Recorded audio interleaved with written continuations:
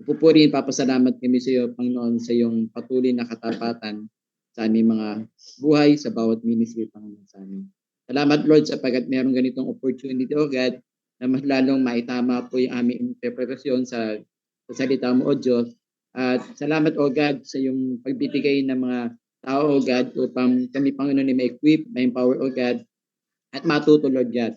Ang dalangin po namin, O Diyos, na sa amin pong matututunan, ay wag po namin ito ipagmayabang o ipagmalaki, kundi pagpus, Panginoon, ay bigyan mo kami ng kapakambabaan sa bawat bagong natututunan namin, Panginoon. Ama, ma-enjoy po namin, O Diyos, ang mga sandaling ito, Panginoon, sa aming po pag-aaral, sapagkat naniniwala kami, O Diyos, na lubos sa kagalakan na ibinibigay mo sa amin, Panginoon, sa bawat pag-aaral po namin ng iyong salita, sapagkat alam namin, Panginoon, na narito po ang iyong presensya, Panginoon. Sapagkat yung po ang sinabi mo sa Matthew 18:20, na kung saan mayroon 2 o 3 na nagkakatipon-tipon ng dahil sa iyong pangalan, ay naroon ka sa kanyang kalagitnaan. Panginoon, naniniwala po kami, narito ka sa aming kalagitnaan, at dinadalayan ko na yung, O God, na bigyan mo kami ng malawak na pangunawa, karunungan, Panginoon, at ang banal na Espiritu ay patuloy na kumilos at mangusap po sa amin. Ang aming mga facilitator, O God, kayo po ang gumamit, Panginoon, upang sila po maging pagpapala po sa lahat sa aming Panginoon. Salamat po, Diyos, at nandito ito, ang lahat nito aming pong ipinagpapasalamat sa iyo, Panginoon, sa pangalan ni Jesus. Amen. Amen. Thank you. Okay po. So, simulan na po natin. Okay.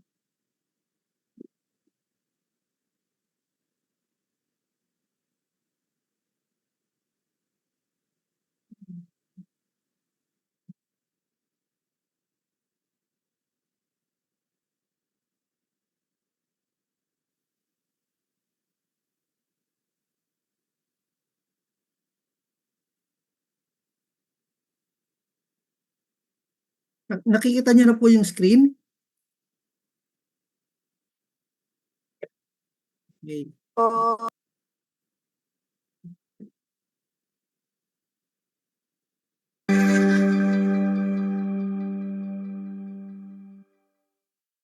So welcome back to BPI2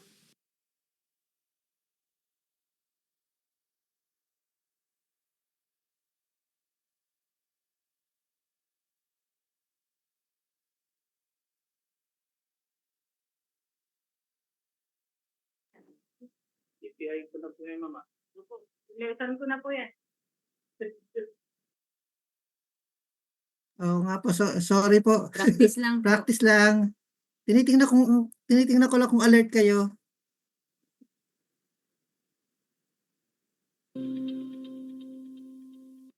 Good evening once again. So our returning students, I hope that you are learning something and you'll be able to apply it in your personal maturity, in your journey.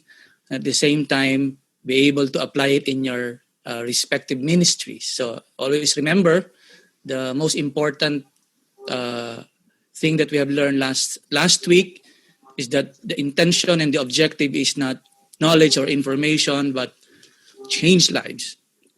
So that our lives will be changed and be transformed into the image of Jesus Christ, our King. So today, before we start, I will be answering some of the questions that were forwarded to me. So to answer your questions, the first question, there are several of you who have raised some very excellent questions. Some of them are very difficult and very practical. So I will try my best to answer as direct as possible so that we can save some time. So the first question is a lot of questions.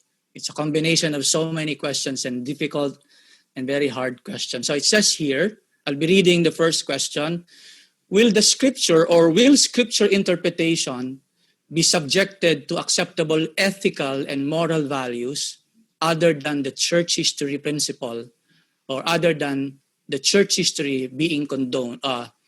Church history, for example, the human slavery being condoned in 1 Peter chapter 2, verse 18, or sex slavery being condoned in Exodus 21, 7-8.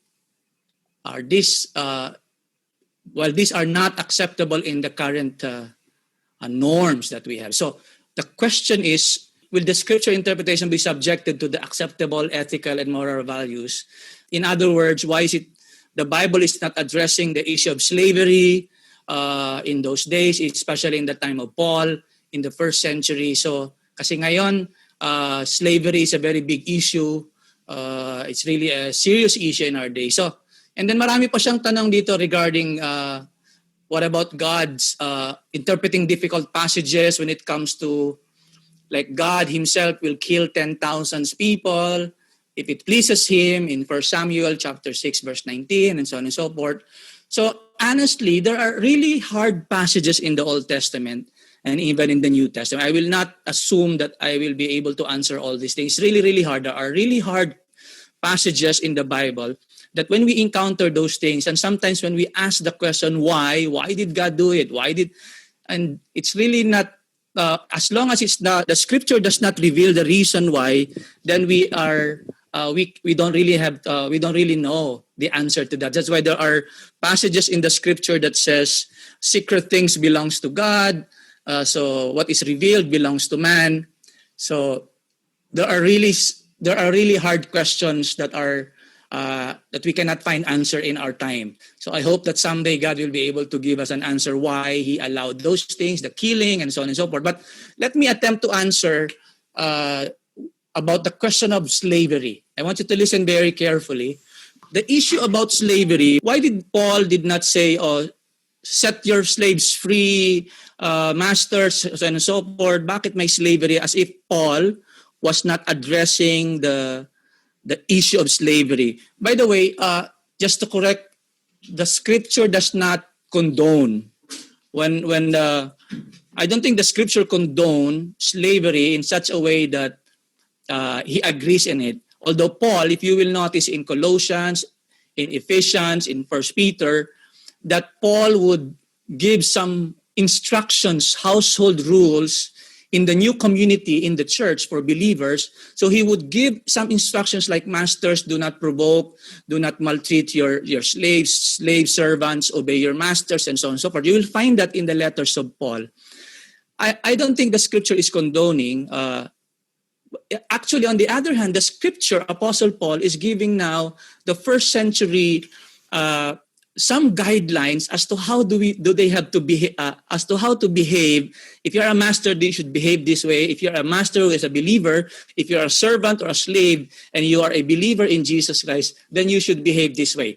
Actually, if you come to think of it, the instructions of Apostle Paul was revolutionary to the point that it really changes the perspective of the masters and the slave, and that you have to give value to the human lives, that you have to give dignity and respect to the human life. So actually in itself, the instructions of Apostle Paul, if you study it very deeply, it actually launches the progressive transition to the point that eventually nawala po yun. Although we know in America, in some parts of the world, in the last 20, 50 years, yung sad story about slavery. But I want to make a point very importantly. Listen to this very carefully, brothers and sisters. There is a big difference between the slavery in the New Testament and the slavery that we know and we see in the movie in America, in Africa. The slavery in our modern times, especially in the context of of American slavery and so on and so forth, the issue of slavery now has something to do with racial. So it's about a particular race. Slavery during the time of the scripture has nothing to do with race. So I want you to listen to that very carefully. Slavery in the time of the New Testament, in the first century, it has nothing to do with race. Now, in our time, slavery is connected to a particular race that really put them down and dignified them and so on and so forth. But the slavery in the first century, in those days, anyone can be slave. If your community or your country lost in a war, all of you become slaves. Even if you're a free man, tomorrow, if your business becomes bankrupt and you're not able to pay your debts to your debtor, you can become slave to that person. So in the first century, slavery has nothing to do with race. So I want you to pay attention to that, because there's a big difference of the slavery that we are talking. Our context of slavery is far different from the slavery in those times. That's why one of the example of that is you can be a free man, you were born a free man, and yet because of something happened to your family, your parents got into a big debt or bankruptcy, all of a sudden you find yourself a slave of another rich family. Or samantalang nowadays in our slavery this time, you're born as a slave because of a certain race and so on and so forth. In those days, it's totally different. So I hope that is something that I have added to your insights. So other than that, some passages are really, really hard to interpret. No, there was no condoning about sex slavery. Actually, if you progress it, if you quote only Exodus 21, 7-8 and talks about sex slavery there, that's one thing. But again, what we have learned in the principles of interpretation is to correlate the verses. So you have to always ask, what's the development of this in the New Testament? So if you notice, if you read in the New Testament, obviously the New Testament does not condone sex slavery because, again, it adheres to the principle of marriage, fidelity, honesty, and faithfulness, and against immorality and sexual image, so on and so forth. So napakalinaw po ng progression pagdating sa atin sa New Testament. Okay, I hope that please do some of your own research regarding to that, but somehow I'm able to give some light to some of the questions that I can answer. Another question that was raised is that Pastor Boots, we are encouraged to memorize Bible verses, but we cannot or not encouraged to direct quote Bible verses or promises. So where do we stand? Unang-una sa lahat, it's not that we are not encouraged or we cannot quote or directly quote the Bible. We can. I still suggest if you can memorize some key verses, it would be good. Not because we claim it or we want to claim it. We memorize it because we want to use it sometimes in our teaching, diba? In our preaching. It's good. But remember, instead of memorizing, I would suggest it's good to understand the verse. Because if you understand the verse, you'll be able to say it in your own words. It may not be verbatim, but at least the most important thing is we understand the verse. There's nothing wrong in quoting the verse. What is being warned to us is not to just claim it. Don't just claim any verse without understanding it first. So my point last week was don't just claim.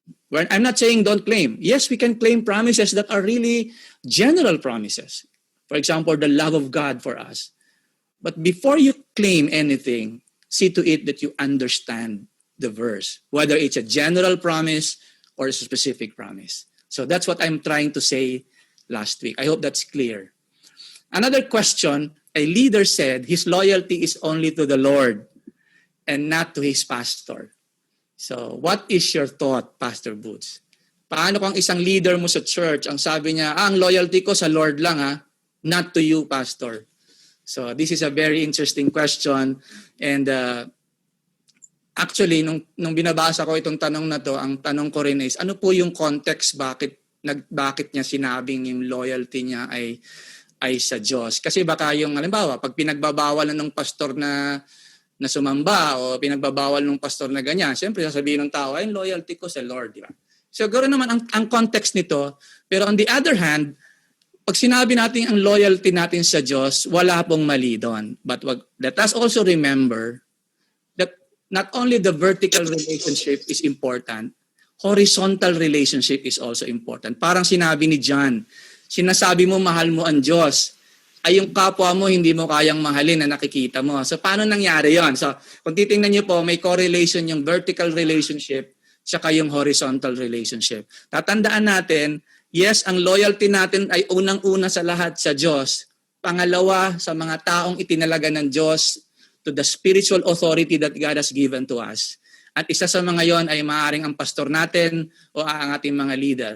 But when it comes to a conflict of whether pakikinggan natin ng tao o ang Diyos, well, sabi nga ni Peter nung pinagbabawalan sila mag-preach, when they were forbidden to preach in the book of Acts by the religious leaders, Peter and his disciples, and the other disciples says, we would rather obey God than man. But to balance this, mahirap din po yung nagpapalusot lang tayong mga leader, sasabihin natin, Stan, loyalty ko sa Diyos, hindi sa pastor. Ay yung pastor ang ginagamit ng Diyos eh.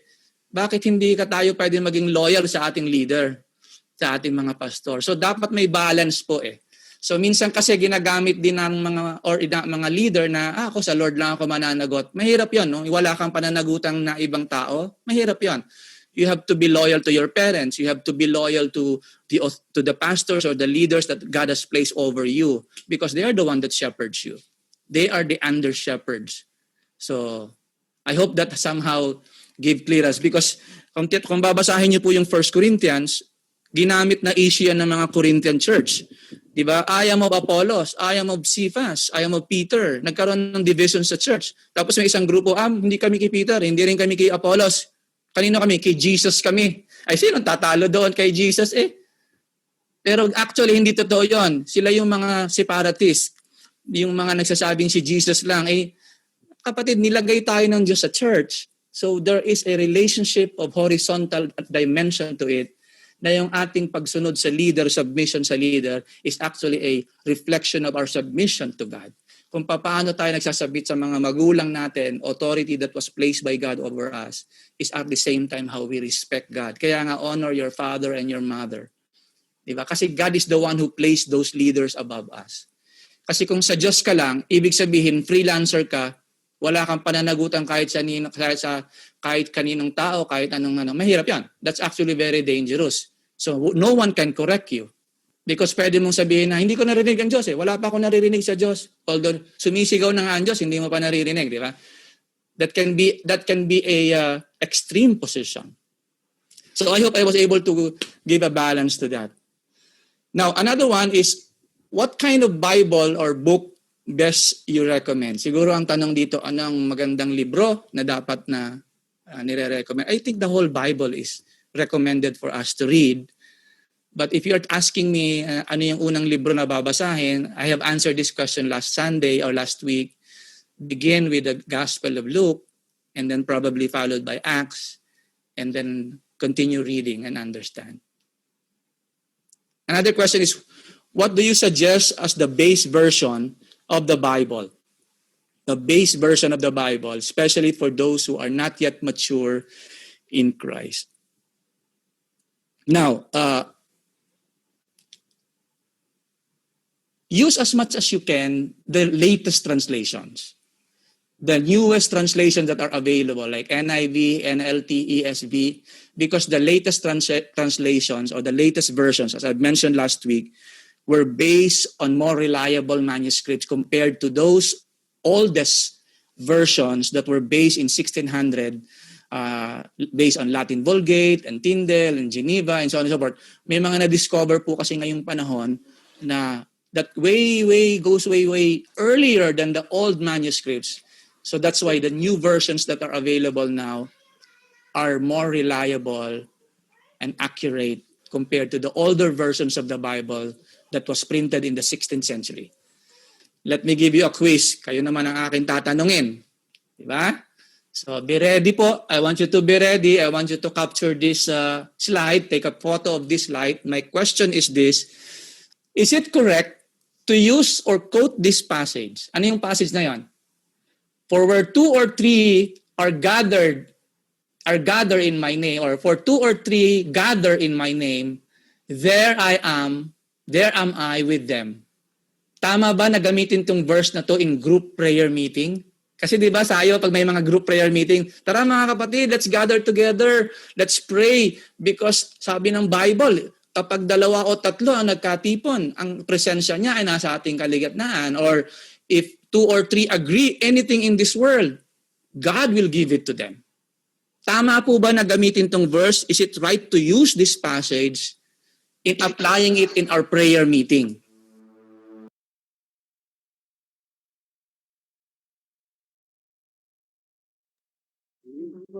Tama. Ano po?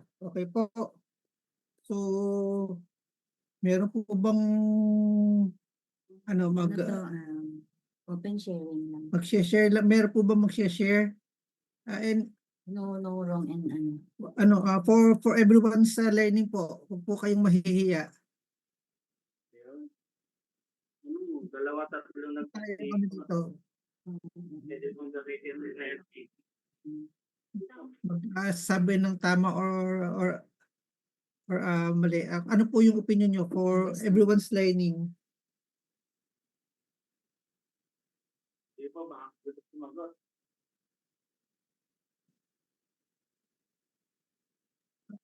Meron po bang gustong share?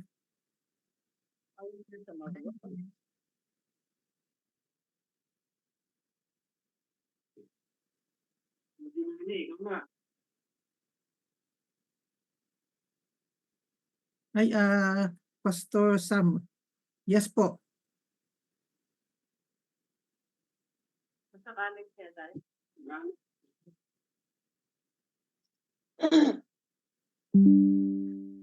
Acknowledge po, Pastor Sam. Sige po.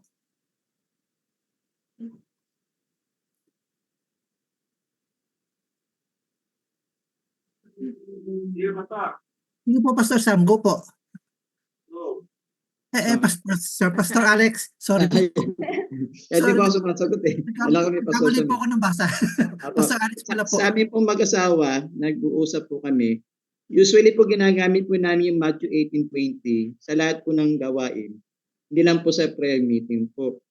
Basta ang pagkakaunawa po namin doon sa Matthew 18:20, kapag ang pangalan po ni Jesus ang binabanggit natin, anything na gawain na idinadako mo sa kanya lahat ng gawain, ito man po yung pagpe-pray sa may karamdaman, pagka-counseling po, yung po yung paniwala na yung mag-asawa na nandun po ang Panginoon Jesus po. Niwala ko kami na hindi lamang po sa prayer meeting na pwedeng gamitin po yung Matthew 18. Yung po yung personal po namin mag-asawa po. Salamat po. Thank you very much po, Pastor Alex. Noted po. Anyone else po? Yeah. Feel free lang po to Sige po. express your opinions. Anyone po na magsusupport dun sa sinabi ni Pastor Alex or anyone na may ibang opinion? Si Chris. Okay. Yes po. Ayan, narinig na po ba ako? Teka, na-unmute na po ako. Okay po, magandang gabi po sa buhay ng bawat isa. Actually po, kung babasahin po kasi yung context doon sa Matthew chapter 18 na yon, ay ano bang version sa yung context po na yon, yun po ay patungkol sa halimbawa meron pong sumbong or pinag-uusapan na conflict na may kailangan may mga magpapatotoo na patunayan yung mga sumbong po. Tungkol po doon yon na kung ano yung pagkakasunduan at yung pag-gather nila in the name of Jesus. Hindi po yung sa prayer meeting na ginagamit. Kasi po kahit naman po mag-isa po tayo, kasi ang sabi po doon, if any 2 or 3 gathered in my name, I am there in the midst of them. Kahit naman po mag-isa lang po tayo, kasama po natin ang Panginoon, di po ba? Emmanuel po siya. So kung titignan po natin yung context, hindi po iyon ang ibig sabihin po noon. Dahil kahit po nag-iisa lang po tayo, kahit nasaan po tayo, kasama po natin ang Panginoon. Ang pinag-uusapan po doon ay tungkol po doon sa conflict na dapat may magte-testify kung ano po yung mapagkasunduan at mapatunayan. Iyon po yung ibig sabihin doon. Okay po. So, you think po na, so, kunyari, magkasama na tayo, so, mag-usap tayo, so we can say, okay, we are gathered here and the Lord is amongst us. So, okay lang po yun. Regardless po yung sa event, whether it's a prayer meeting or a church event, okay lang po. Tama po ba? Kumbaga hindi po iyon kasi talaga naman po na sa tuwing tayo'y nagkakatipon, talaga naman pong kasama natin ang Panginoon. Hindi po ibig sabihin ng kailangan, ibig po ba sabihin pag hindi na po tayo hindi na po natin kasama ang Panginoon. Kumbaga hindi po iyon, kung aaralin po talaga yung context po doon, hindi po yung tungkol doon sa kung saan may 2 o 3 talaga, yung hindi po literal na pagkakabanggit po patungkol po doon sa verse na yun. Kasi madalas po yun na ginagamit nga po na sa halimbawa sa pagpipray na alam po namin Panginoon na kung saan may 2 o 3 na nagkakatipon ay naandun ka sa aming kalagitnaan. Ibig po bang sabihin pagka mag-isa ka na lang or ano po wala na ang Panginoon. Ang pinag-uusapan po doon, yung context po doon ay patungkol po doon sa pinag-uusapan tungkol po doon sa kasalanan na kung ano po yung mapagkasunduan at mapatunayan. Yun po yung naandun ang Lord nag-a-agree din po doon. Okay. Hindi ko So, po thank alam you kung po. naipaliwanag, parang hindi ko po kasi masyadong mai-express po. Okay lang Opo. po. So bali ang kumbaga parang common agreement po or common understanding po natin is regardless kung ano man ang activity, as long as ginagawa natin is something for the Lord, kasama po natin si Lord. Tama po ba? Opo. So Opo. Kahit po mag-isa lang po tayo, kasama po natin ang Panginoon. Kahit mag-isa lang po tayo nagpipray, tiyak po tayo na kasama po natin ang Panginoon. Nakikita po niya ang lahat. Hindi lang po kung 2 kayo or 3, kundi kahit mag-isa po tayo, kahit nasaan po tayo. Talaga naman pong kasama natin ang Panginoon. okay, thank you very much po. So okay,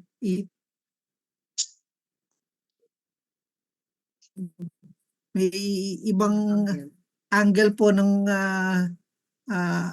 explanation. Meron pa po ba? Ito po, Thank you very much wag po, po kayong mahihiya kasi ito pong lesson natin is for our learning. So open po tayo na matuto, tsaka mag-share po ng ating mga insights. Opo. Meron pa po bang opo, kahit sabi nga po ni Pastor Rex, kahit 4. The more the merrier. Okay po. Ay, sino? Si Sis Delia, Hindi, lalaki na. Sino po, nag-raise din siya ng hand. sino po yung nagsalita just now? Pastor Fred po ba? Opo, magandang gabi po. Pwede po ba Tama. akong makapagdagdag? Okay po, sige po. Sorry, hindi ko po Opo. nakita kung sino nagtaas ng kamay. Yes po. Ang sa akin po ay hindi lamang po ito tumutukoy sa prayer meeting or sa prayer gathering dahil tama po yung sabi ni Pastora Chris. Ito po ay tungkol sa pagre-resolba ng mga conflict na nagaganap. Kaya po yung resolbang ginawa nila ay basta meron 2 o 3 mag-a-agree para humaresolba. At ito rin po ay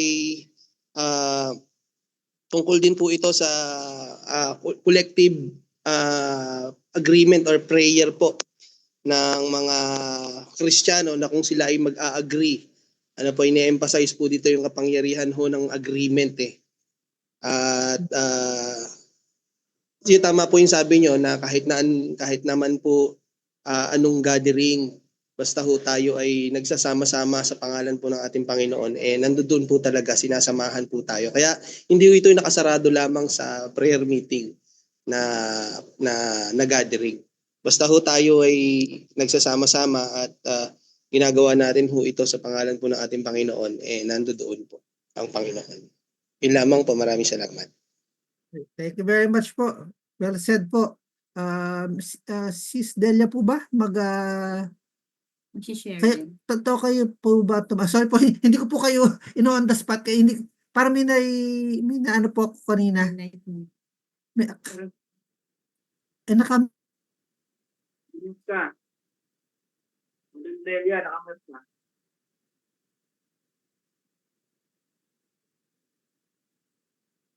Ayan. Magandang gabi po. Ay, good evening po. Ayan.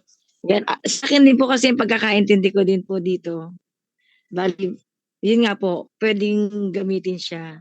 Yes po, na kung saan may 2 o 3 na nagkatipon, nandun po sa kalagitnaan ng Panginoon, na mapagkaisahan po. Pero base po dun sa context din po, kung pabasihin din po, hindi po siya dun sa kumbaga agreement, tama po yun. Pero po usually po kasi madalas nagagamit tong kung saan may 2 o 3 dun sa bawat pagtitipon, especially nga po pag may mga gawain na prayer meeting katulad po ng ganyan. Nagagamit po talaga siya. Yun po madalas. Yun lang po. Okay po. Opo. Thank you very much po Salamat po. sa mga thoughts and inputs po. Okay, so ituloy na po natin.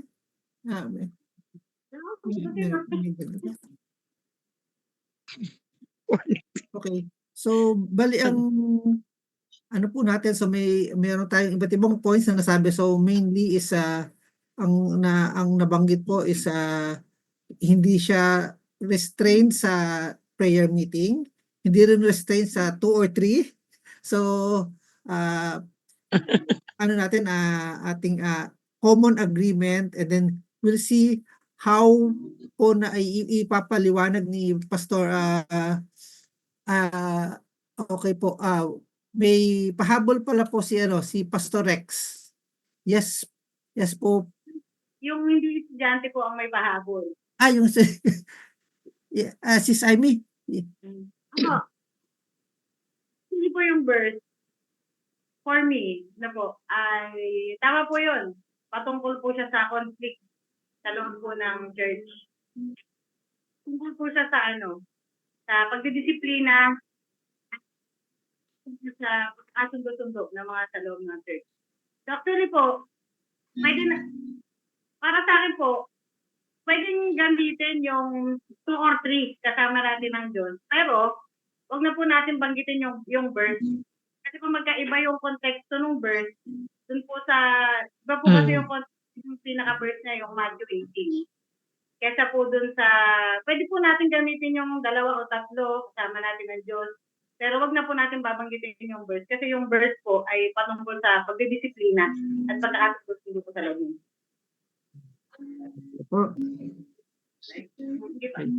Sige po, thank you, Sis Amy.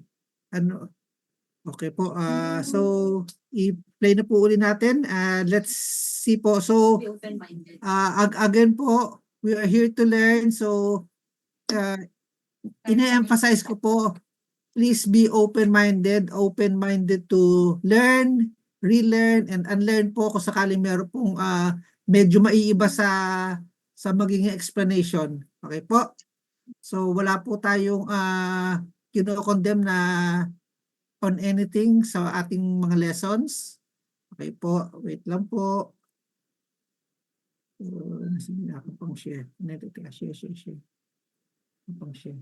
Ano ako ayun.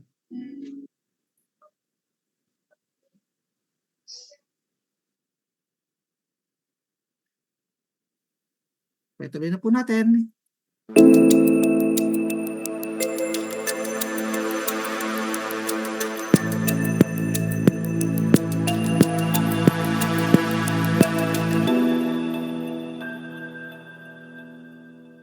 Is it correct to use or quote this passage for whenever 2 or 3 gather in my name, there am I with them in group prayer meeting? We can find that in Matthew 18, verses 15 to 20. The context of that verse is Matthew 18, 15 to 20. Now, tingnan niyo po ng maigi yung verse na yan. Ang sabi diyan, if your brother or sister sins, go and point out their fault just between the two of you. If they listen to you, you have won them over. But if they will not listen, take 1 or 2 others along, so that every matter may be established by a testimony, in the testimony of 2 or 3 witnesses. Verse 17, if they still refuse to listen, tell it to the church. And if they refuse to listen, even to the church, treat them as you would a pagan or a tax collector. Truly, verse 18 says, I tell you, Jesus is speaking here, I tell you, whatever you bind on earth will be bound in heaven, and whatever you loose on earth will be loose in heaven. Verse 19, yan na po yung verse. Tingnan niyo maigi. Again, truly I tell you, Jesus said, that if two of you on earth agree about anything, they ask for it, it will be done for them by my Father in heaven. Here comes the verse. For where 2 or 3 gather in my name, there am I. This is really being applied in our prayer meeting. Ako po dati umaten ako lagi ng prayer meeting namin sa Bicol. And this verse is always quoted. Na para bang hindi sasagot ang Diyos pag mag-isa ka lang? Is it true that God will not answer your prayer because you're alone? That you need someone, that someone will agree with you? Kaya manghata ka ng ibang worker pag sa prayer meeting, kung ikaw lang manghata ka ng ibang worker that will agree with you. Does it mean that because 2 or 3 are agreeable, that God is obligated to give the answer to our prayer? So ano ba yung context? Now, I want you to look at the context. Is it talking about prayer? You will never find the word prayer in the context. I want you to look at it very carefully. You will never find the word prayer in the context of Matthew 18. Now, I want you to look at the verse again. I highlighted some keywords there. 2 or 3 witnesses. And if you will notice, it has been repeated again. 2 or 3 witnesses.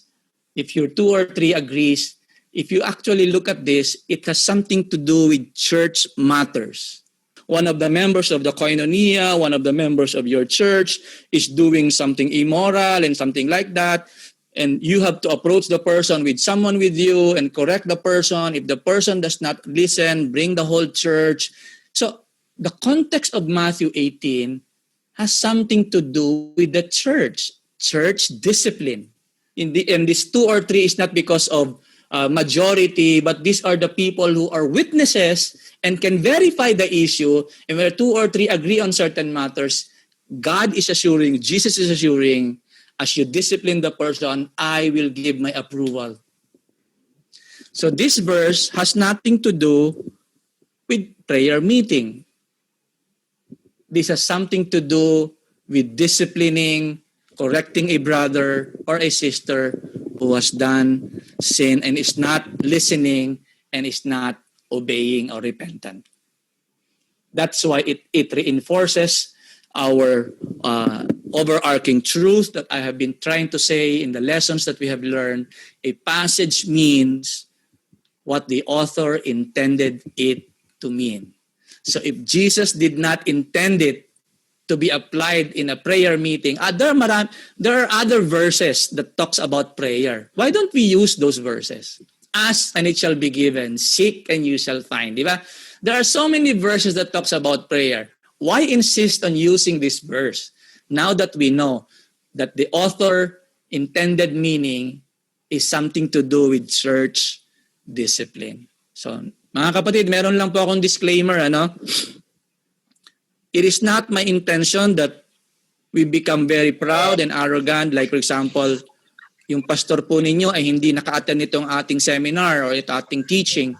And then on Sunday or maybe on the following month, and all of a sudden you heard your pastor quoting that verse, ay wag naman po nating ihiyain yung pastor natin na, Pastor, mali po kayo dyan.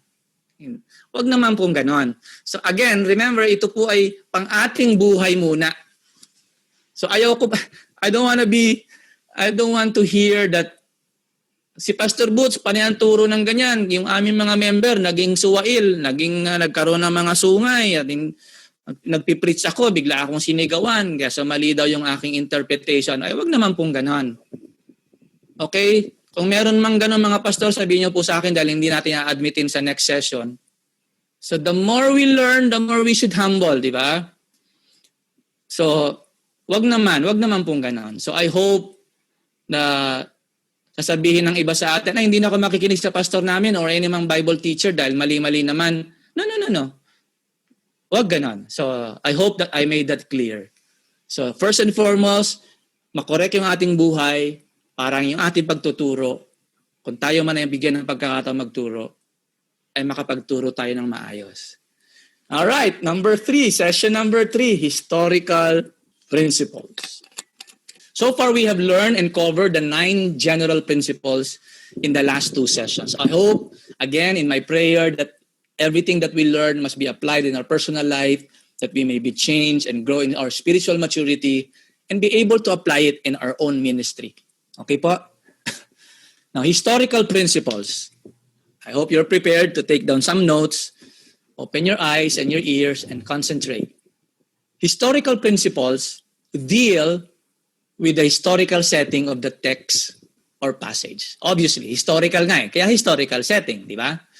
Ano po yon? Remember, the Old Testament when you read the Old Testament, the historical setting is the ANE. Ano po yung ANE? Okay? Doon sa mga mahilig mag-aral ng malaliman, you're reading and researching, you will find the word, the abbreviation ANE. It means Ancient Near East. Ito po yung Ancient Near Eastern country. Ito po yung Mesopotamia. Ito yung mga nakapaligid ng panahon na yon sa Canaan, sa Israel. So yun ang influence ng kanilang kultura. So that's why we have to understand the setting, the historical setting of Egypt, Babylon, pertaining to our Old Testament. So mahalaga po yun. Mesopotamia, Egypt, Babylon, Assyria, in totality, the ancient Near East or Eastern countries. Now, if you're reading the New Testament, we have to wrestle with the Jewish world and the Greco-Roman world. So, understand ano ang pananaw ng mga Jews, ano ang pananaw ng mga Greco-Roman world. Dahil magkaiba po yan. Tandaan natin, the Jewish world is Israel, but during that time, they were under the rule of Rome, which had a massive influence of Greece, the Greek influence, kaya Greek-speaking sila, di ba? So the Greco-Roman world, ano ang perspective, ano ang worldview, ano ang kanilang language? So may pagkakaiba po yan. So kailangan maintindihan natin. In other words, between the time of writing and our time today. So we have to bridge the historical gap of the 1st century to the 21st century. So let us not assume that our words and terminologies are the same. Maybe we are using the same word, but they have different meaning. So it's always good to understand the words from their context, from their worldview, the way they understood it. Not only their words, language, expressions, idioms, idiomatic expressions, mahalaga po yon. Genre, the literary style, and so on and so forth. Kaya po I would recommend those who are able to buy, invest some of your good tools, at least a basic Bible dictionary will help you. Mura lang naman po yon, basic Bible dictionary. Or, anyway, now in the internet, you can always check, but sometimes hindi lang natin alam yung source. Or you can also purchase like manners and customs of the Bible. Bakit ginamit yung salt? Ano yung ibig sabihin ng salt? So may mga ganun. Ano yung oil? Anong klaseng lamp? So may mga ganun. We have to understand some historical setting during those times. Bakit nung panahon na yon ang hinihintay yung groom sa wedding? Baliktad no? Sa atin ang hinihintay yung bride Di ba naalala niyo yung the parable of the bridegroom? Yung groom ang parating Sa atin yung bride ang hinihintay So bakit ganon? So we have to understand the historical setting. Paano ba ang kasalan sa mga Hudyo? Bakit naubusan ng wine dun sa wedding at Cana? Bakit naubusan ng wine? Kung intindihin po natin, ang kasalan sa Hudyo ay hindi lang oras. Linggo ang inaabot. So, minsan sa atin kasi, pag kinasal ka ng 4 na oras, ubos na lahat ng budget mo no? Lalo na pag uwi sa probinsya. Pero nung unang panahon, iba yung wedding setting di ba? Okay, here are some questions to ask. So, don't forget to investigate. Check the background check. Understand the context first. Avoid jumping into conclusion without understanding what was happening. Do not assume without checking first. Kasi marami pong nag-aakala at marami nag-akala at yung akala nila ay mali. Madami pong pahamak dahil sa pag-aakala. Diba? So be careful of that. Akala ko legit, pastor scam pala. Without further checking, without investigating, di ba? So, ang dami po ngayong record ng ganyan. So, in the same manner in the Bible, ask the question, when you're reading the text, historical perspective, historical principles, ask, to whom was the book written and by whom? Teka, saan ba to? Oy, Colossians. Sino nagsulat nito? Sino sinusulatan ni Paul? Ano yung nangyayari nung panahon na yan? So, always ask first, to whom was the book written? Was the book written to the Christians or to the non-Christians? Sino ang kausap dito? Are they Hebrew Christians, Hebrew believers, or Gentile? So it's very important dahil the more you understand the historical context, the more it will help you understand the passage that you are dealing. Secondly, why was it written? Bakit? What was the issue? What was going on? Diba? Why was it written? What was the occasion? Is Paul responding to a question? Is it because they wrote Paul a letter? They asked Paul, so Paul wrote them back and asked them and explained? Or Paul heard the news, that's why Paul would write them a letter to correct their misunderstanding? What was the issue? So why was it written? What's the purpose? Karamihan po ng mga letters ni Paul ay meron pong occasion na nangyari. That's why Paul would write them a letter. So it's very important to know what was the purpose of writing. Very obviously, the Gospel of Luke, to whom was it written? If you're reading the Gospel of Luke, you'll find out that it was written to a person by the name of Theophilus.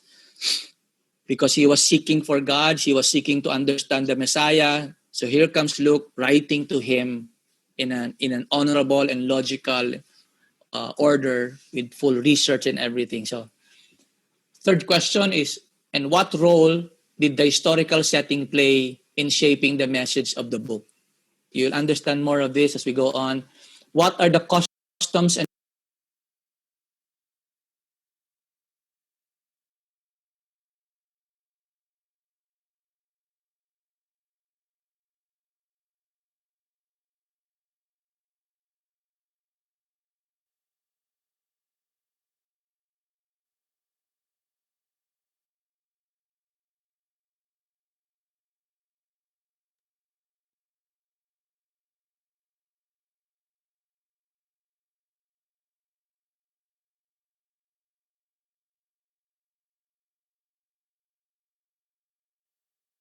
The technical Ay, error. sandali lang po.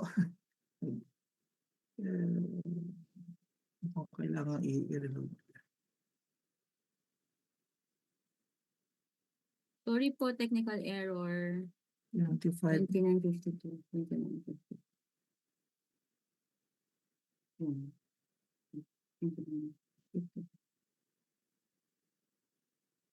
third question is, and what role did the historical setting play in shaping the message of the book? You'll understand more of this as we go on. What are the customs and surroundings of the people? What are the customs? So, Jewish ba? Gentile ba? Greek ba? Romans? What was the background of the writer? Diba? Sino yung nagsulat? Sino yung nagsulat? Apostle Paul, apostle ba siya? Was he a recent convert? Was he part of the apostles, the 12? What was the occasion that gave rise to the message? What was the occasion that forced or drive the person, the author, to write? Yan. For example, the epistle of Paul to the Thessalonians, Paul wrote them a letter because when he visited them, after visiting them, they wrote Paul a letter, nakarating kay Pablo yung kanilang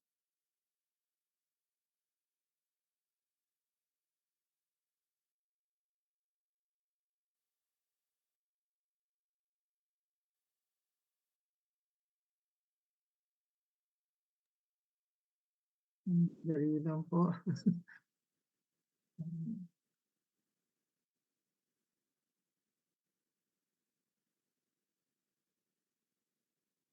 Yan, tinayin ko.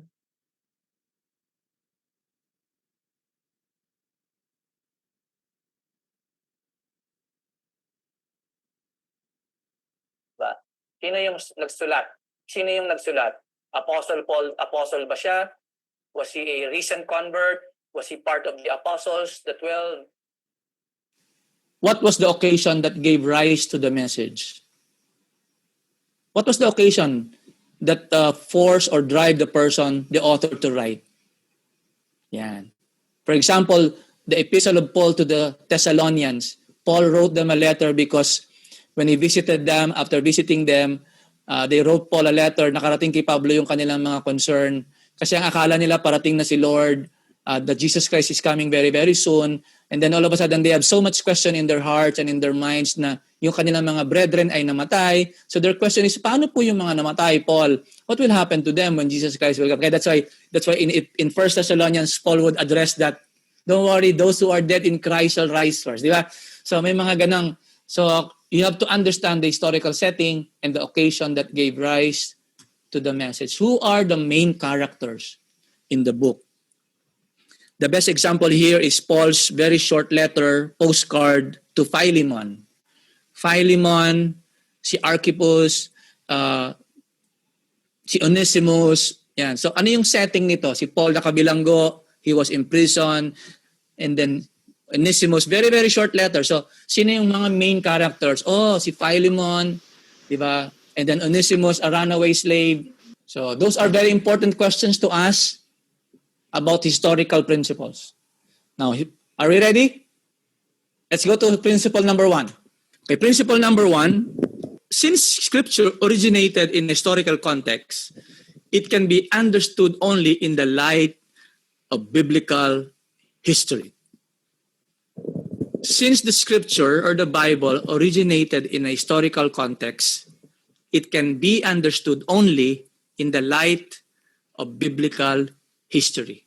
As I have mentioned earlier, there's a gap of 2,000 years more between the first writing, especially the New Testament, and our reading today. So in order for us to understand the biblical history, we have to consider understanding the ancient Near East, the Babylonian, Egyptian cultures, Old Testament, or the Jewish world and the Greco-Roman world. Because when the time of the New Testament was being written, they were under the Roman rule in the influence of the Greeks, the wisdom of the Greeks. So, mahalaga po yun na meron tayong understanding of the Greco-Roman world. That's why the New Testament was written originally from the language of Greek. The Old Testament was written from Hebrew and some parts are Aramaic, which is also a form of Hebrew. That's why we have to understand, especially the word love. Diba? We always hear this. The love for English is just one word. I love my dog. I love my burger. I love my wife. I love my sports. I love my job. But in the Greek way of saying that, they have different words. From I love my friend. I love my wife. There are different words for love. So we have to understand it from the biblical history. Our objective is to place ourselves into the setting at the time the book was written and feel the people involved. What were their concerns? How did God view their situations? Let us feel the pulse of the author and the first readers if we can. Especially if you're reading the 2 Corinthian letters of Paul, basahin niyo po yung 2 Corinthians, you would feel that Paul was hurting. Because he was being questioned na ito yung church na tinayo niya eh, pinound nila eh. And then all of a sudden, because of some visiting missionaries and pastors that are very eloquent, and ito naman kasi mga Corinthians, they like prestige, they like excellence, they like highly educated or intelligent. So masyado silang na-appeal dun sa mga ganong klaseng highly intellectual people. So they started questioning Apostle Paul kung siya daw ay totoong apostle. So even when he's planning to visit them again, nakarating kay Paul that, kung dadalaw ka daw ulit, if you're gonna visit Corinth again, you have to provide a letter of recommendation from Jerusalem, from Peter, from ganyan-ganyan. Paul was very hurt. Sabi niya, you are my recommendation, you are my letter of kayong buhay nyo, your lives are my testament. And you read 2 Corinthians and you feel the emotion of the writer there. Example number 1, reading the book of Galatians. How many of you have read the book of Galatians? If you try to read the book of Galatians again, you have been very puzzled about what was going on in Galatians.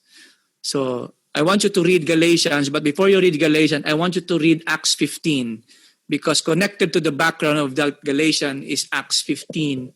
The Jerusalem Council, after the first missionary of Apostle Paul and Barnabas, remember that? They went to Antioch, then go back to Jerusalem because there was an issue that was going on. So a Gentile, ano yung issue ng pagbalik nila after the missionary journey ni Paul and ni Barnabas? When they came back, there was an issue. There was some issue in the church in Antioch because some legalistic Jewish believer of Jesus came from Jerusalem. Jerusalem visited Galatia, Antioch, and some part of the churches there, teaching a different truth.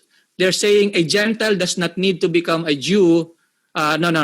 Yun yung naging council decision nila, but the group of people who went and visited them created confusion, saying, yes, the Gentile can become believer and part of the church. Yes, no problem. We can worship together. Yes, no problem. But for you to be saved, you have to be circumcised. Can you imagine, pagdating ni Paul, galing sila sa missionary journey, they just came from a missionary journey, I don't know how long, maybe years or months. They were so tired, and all of a sudden when they reached Antioch, they were expecting a joyful church. They were all in confusion because somebody from main church in Jerusalem visited them saying, you have to be circumcised, forcing the Gentile believers to be circumcised. You have to become a Jew first, and so on and so forth. And not only that, they were teaching, yes, na okay, we can worship together, but when it comes to eating, one worship service, yes, but 2 dining table. We cannot share food. So can you imagine the discouragement to the Antioch church, the first Gentile church, how discouraging. And these people from Jerusalem bringing the name of Peter and James, saying, no, we were authorized by the Jerusalem church, saying, no, ito, ganyan. That's why they were forced to travel back to Jerusalem. Paul, I think Titus, and Barnabas went to attend the Jerusalem Council in Acts 15 and read it. There was this conversation. It was the first council of the churches. So we all know the story. Read it for yourself, Acts 15. At the end of the discussion, James, the senior pastor, the brother of Jesus, James, the leader of Jerusalem church, stood up and summarized the final verdict, the resolution of the church. And the resolution is a Gentile does not need to become a Jew first before becoming a Christian. That the Gentiles are accepted. Yes, there is one worship service. There is no 2 dining tables. One table, we share the same food. There are only 2 restrictions. Abstain from food offered to idols. Do not avoid sexual immorality. Be pure. And they wrote a formal letter, and sent it to all the churches. Now, Galatians, if you read Galatians, after reading Acts 15, you will be able to understand why Paul would explain. To the point na even Peter, basahin niyo po ang Galatians, talagang, one time Paul saw Peter. It was not elaborated, the story, but Apostle Paul was coming, and Peter visited the church, and Peter was dining with the Gentiles. And when the Jews came, the Jews legalistic came, nakita ni Peter, Peter stood up and left the table of the Gentiles. And Paul was very angry. Sabi niya, how do you expect this Gentile to behave like Jew when you, who is a Jew, behave like a Gentile? So can you imagine the correction and rebuke by Paul? So Paul was able to explain, there is neither Jew nor Greek, slaves or free. We are male and female. We are one in Christ. So read Galatians this time, and you will now understand Galatians in the historical context. Christianity is seen as a distinct from Judaism. Hindi tayo offshoot, or hindi, ang Christianity is not Judaism 2.0. Christianity is a distinct religion. Apostle Paul, remember Apostle Paul is a Pharisee by profession. After the resurrection, after his encounter with Jesus, the living Jesus in the road to Damascus, Paul reinterpreted the Old Testament in the different light. Because of the resurrection of Jesus, Paul now says, aha, now I understand. Now everything falls into the right place. That's why Paul was able to explain it in a very beautiful and poetic manner, what many of the apostles could not understand. He was able to reconcile what was very difficult. God used Apostle Paul as being an intellectual Pharisee, a very learned person who memorized the Torah, being a Pharisee, a member of the strictest religious rule or religious sect in Israel, got converted or became a Christian and a follower, and he started preaching the name of Jesus. So the letter to the Galatians, this is why when you read the epistle to Galatians, you would read a lot of quotations from the Old Testament as Paul would explain to them that a man is justified, accepted by faith apart from the works of the law. The works of the law that tinutukoy ni Pablo dito is particular circumcision, observance of the Sabbath, and all the ceremonial laws. Tapos na yon. So do not force your Gentile brothers and sisters to be converted to Judaism before they become Christian. No. Paul said, no. Lahat ng yan, finulfill na ni Jesus on the cross. That's why he said in Galatians, how can you go back to the law? You have been saved by grace. Do not go back to the law. So try to read Galatians with the historical background in your mind, then it will help you understand the letter. Although a good commentary can also add some help if you can afford to buy. But again, read the text alone with an inquisitive mind. You will be able to grasp some of the difficulty there. Mga kapatid, I will not be able to finish this, but let me finish principle number 2. There are actually 4, but it's 10 o'clock now, but I will have some breakout session later for you. Principle number 2, though God's revelation in the scripture is progressive, take note of the word progressive. Though God's revelation in the scriptures is progressive, both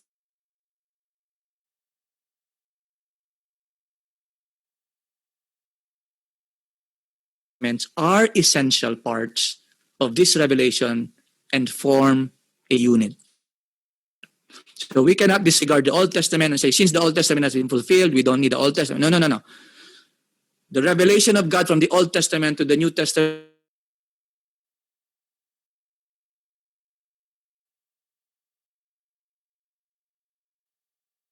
is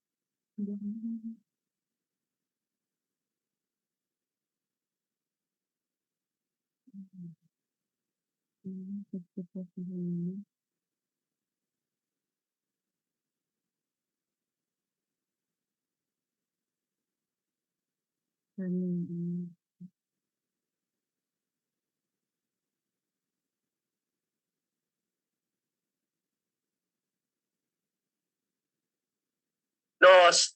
Tapos na yon. So do not, both Old and New Testaments are essential parts of this revelation. Principle number 2, there are actually 4, but it's 10 o'clock now, but I will have some breakout session later for you. Principle number 2, though God's revelation in the scripture is progressive, take note of the word progressive.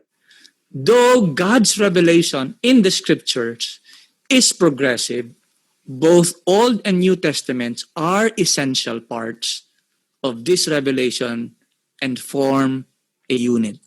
So we cannot disregard the Old Testament and say, since the Old Testament has been fulfilled, we don't need the Old Testament. No. The revelation of God from the Old Testament to the New Testament is progressive. We need both parts to get one unit. So we cannot understand the New Testament without understanding the background of it, which is the Old Testament. So the Old Testament is explained in the New. Mahalaga po yan. When we say progressive revelation, listen carefully. When we say progressive revelation, we don't mean that God's standard are getting higher and higher and higher as the history unfolds. That's not what it means. That the standard of God is also progressive. No. What is progressive is not that God's character changes along the way. It is our understanding, ang ating pagkakaunawa sa Diyos at sa kanyang revelation, yun ang naging progressive. So very important po It is not God's standard that are getting higher and higher as history unfolds or God's character changes along the way. Rather, it is our understanding of God and His revelations that is progressive God never changes. That's why we cannot build or establish a doctrine or just a teaching just basing it from the Old Testament. Remember, it's progressive. So you cannot just quote an Old Testament and build everything in the Old Testament or your teaching and your practice. No, you have to ask, is this principle, how is this developed in the New Testament, especially after the resurrection of Jesus? So kapag ang turo ay Old Testament lang, ang basis, ay hindi po yung valid. Kailangan, what is being said in the New Testament? Remember, correlation, correlate the verse. So, what is this in the New Testament? So always talk about it because there is a progression of it. Diba? For example, covenant, the covenant of Sinai, the covenant of Noah, the covenant of... Basahin niyo po ang New Testament dahil mayroon pong new covenant. A new covenant. That's why in Jesus when he broke bread, a new covenant I made unto you by my blood. So he was renewing the covenant of Sinai, of Passover. So very important yan. So we have to understand, don't just take verses from the Old Testament and apply it. No. Old Testament are history and shadow. Look for the main object. Look for the thing, the fulfillment of it in the New Testament. Especially in reference to the resurrection. If the resurrection of Jesus is a lens, use that lens to understand the Old Testament. Because it's only through the lens of the resurrection of Jesus that we are able to understand and solve the puzzles. Apostle Paul is the best example of that. Very familiar si Paul in the Pentateuch or Torah, the 5 books of Moses, the laws and the prophets. Alam ni Paul eh.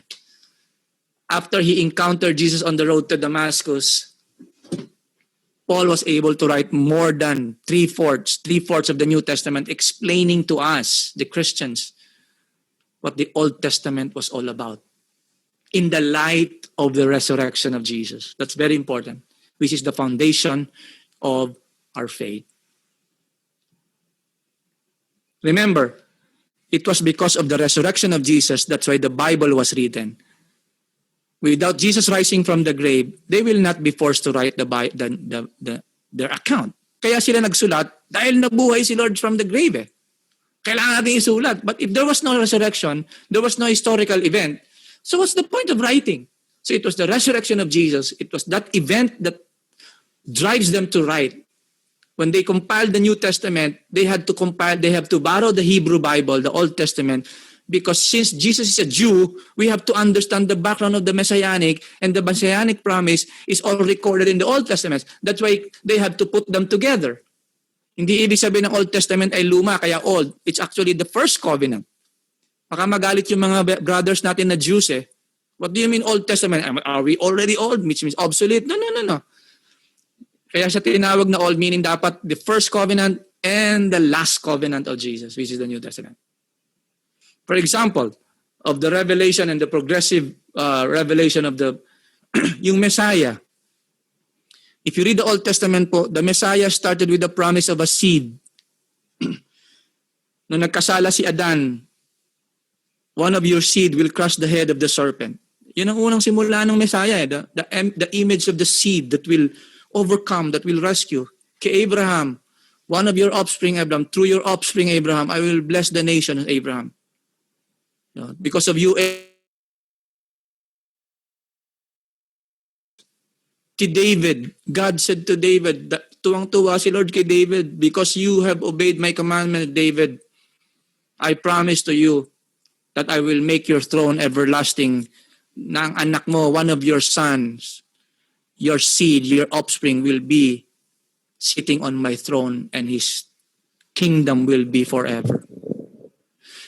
Without the New Testament, they always interpreted as the son of David who will build the house of God was Solomon. Because during that time, it was Solomon who built it.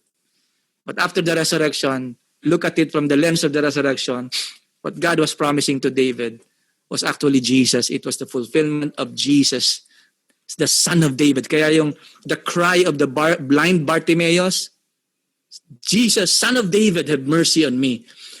Because Jesus is the fulfillment of that. So the progressive revelation to the point, the Messiah pala that will come is Jesus of Nazareth. So it's progressive. Our understanding is progressive. So very important po yan. Like the Trinity. Trinity, you will never see that in the Old Testament. But bits and pieces and glimpse of it are already there. Let us make man. Hope, let us. Sino kausap ng Lord? Angels? Let us make man in our own image. Definitely not angels, because we were not created from the image of angels. So you can see the plurality there. But it's not clear, di ba? But as you go on, you continue to read, and you will find there is this particular angel in the Old Testament called the angel of the Lord. Kakaibang angel ito. Basahin niyo po yung Old Testament. Read the Old Testament. This angel of the Lord, he accepts worship. He was the one who appeared to Joshua with a drawn sword before they conquered Canaan. Sabi ni Joshua, do you belong to the enemy or on our side? Gulat si Joshua. He was surprised because the angel said, neither. I am the Lord of hosts. When Joshua heard that, Joshua fell down and worshipped the angel of the Lord. So some Bible scholars would say the angel of the Lord is not an ordinary angel because he receives worship. But pagdating sa New Testament, the angel of the Lord disappeared. Basahin niyo pa maigi. And there are so many glimpses and hints in the Old Testament, but it's only in the New Testament that we understand, Jesus Christ was being baptized, the voice of the Father and the Holy Spirit. That's why the writers, there is these three distinct God, Father, Spirit. Jesus would always say that what I do, I only see from my Father. I will send the Holy Spirit. So they started to understand, so it's a progressive understanding for us. That's why Matthew, at the end of his chapter in his book, he said, go into all the world and make disciples of all nations, baptize them in the name of the Father. So doon naging malinaw yung, mayroon tayo palang Father, Son, and Holy Spirit.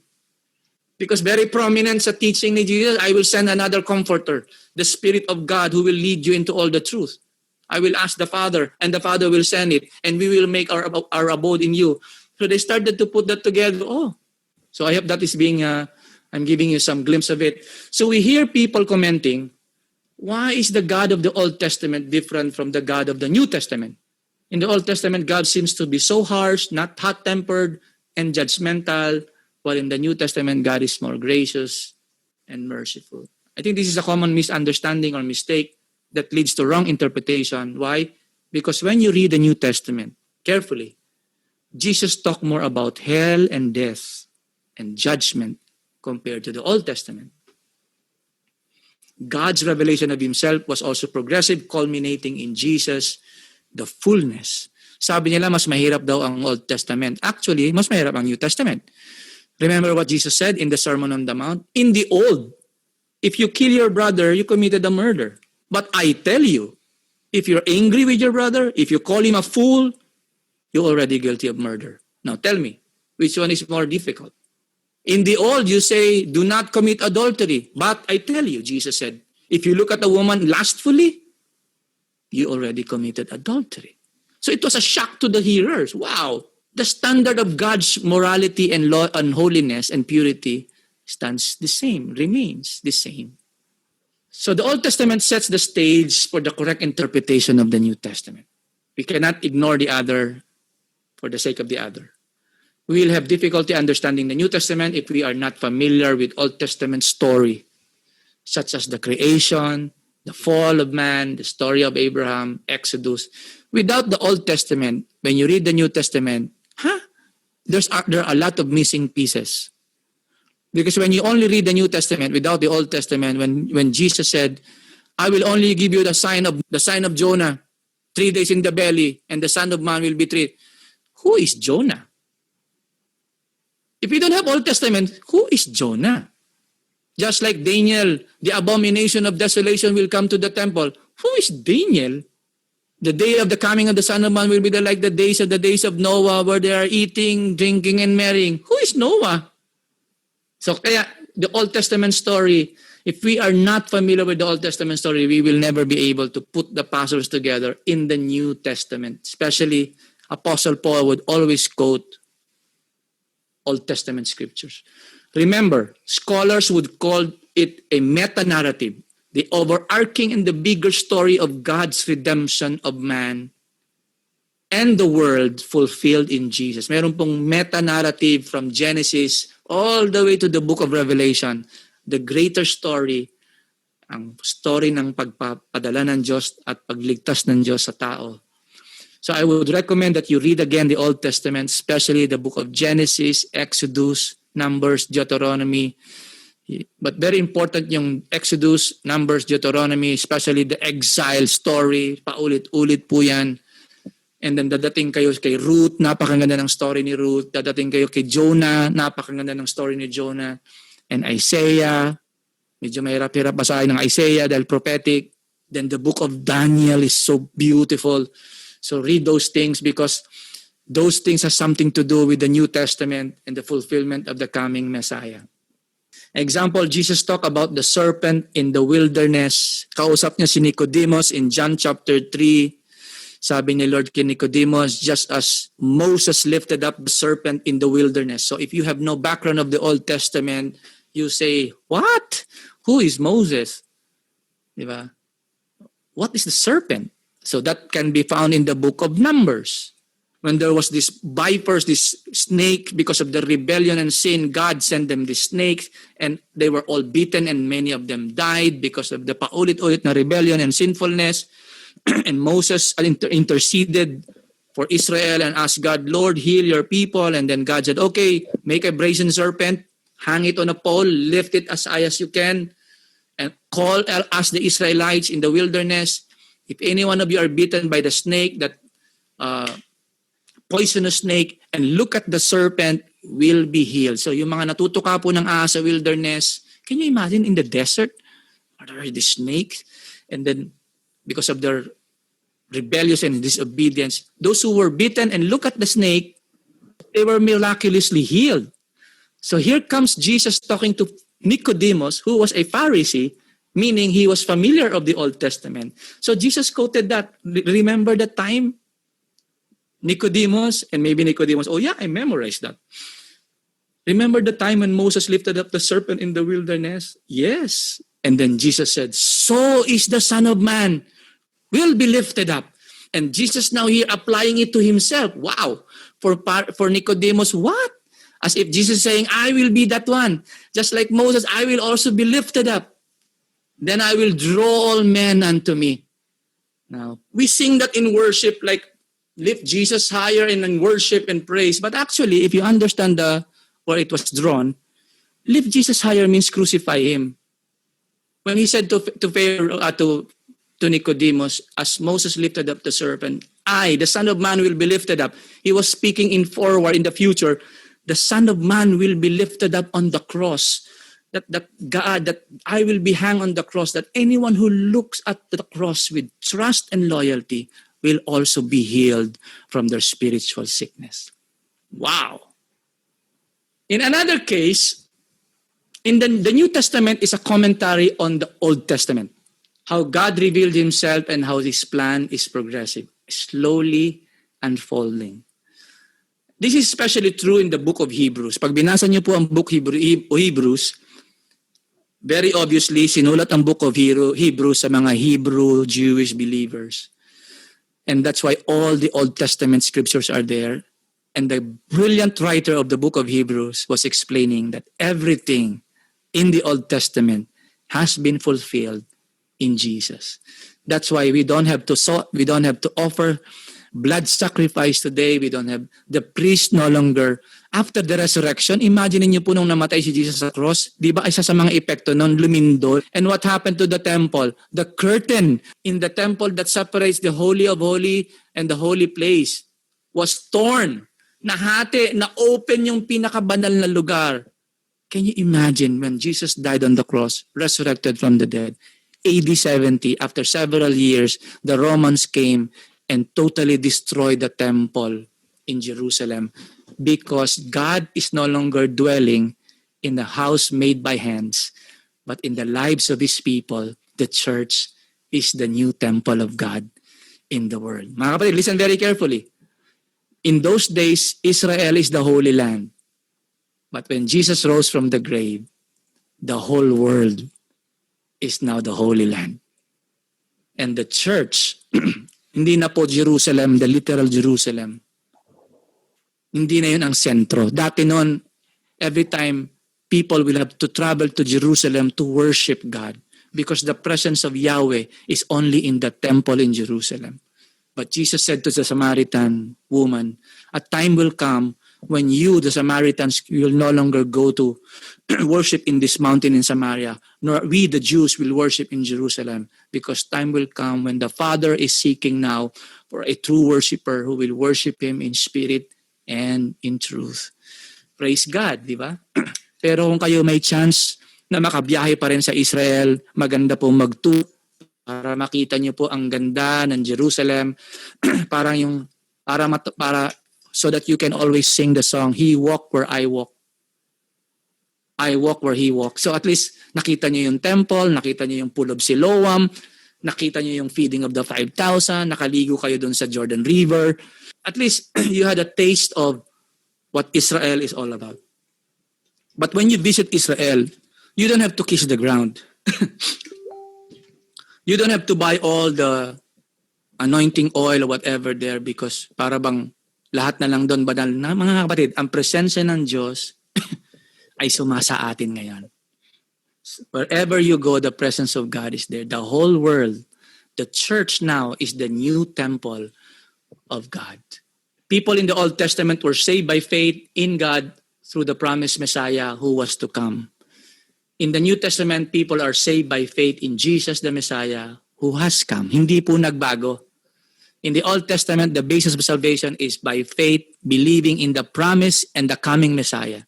For us, we look back to the cross. The Old Testament people, they look forward to the cross. For us Christians, we look back to what happened on the cross and an empty tomb.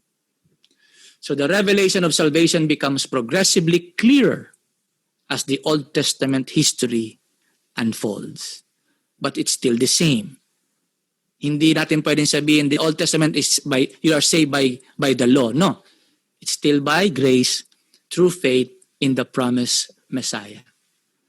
So the unity of the scriptures are also seen in the many quotations of Old Testament prophecies fulfilled in the New Testament.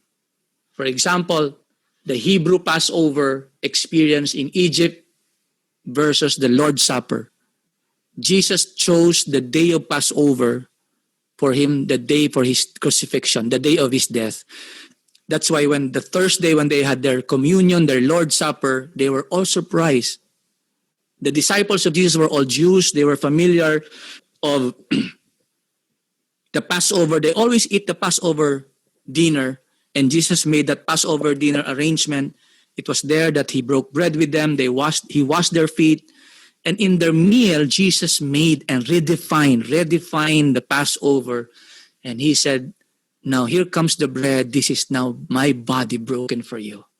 This is now the juice, my blood poured out for you. He gave them a new meaning to the Passover. So you have to understand that from that day forward, that the meaning of the Passover in Jesus has been redefined.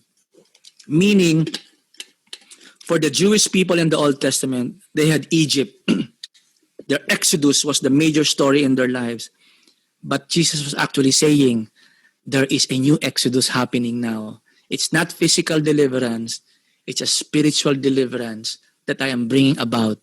I am the lamb that was slain before the foundation. If that night the lamb was slain and the blood was put on the doorpost, that I will pass over you if I see the blood. Jesus now is fulfilling that. He was the Lamb of God. That when he died on the cross, that blood that was shed was for the forgiveness of the sins of the world.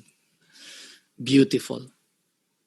We will also find that certain Old Testament practices are no longer applicable in the New Testament or had been canceled simply because it had been fulfilled in the New Testament by Jesus and his work on the cross. So be careful when you read the Old Testament.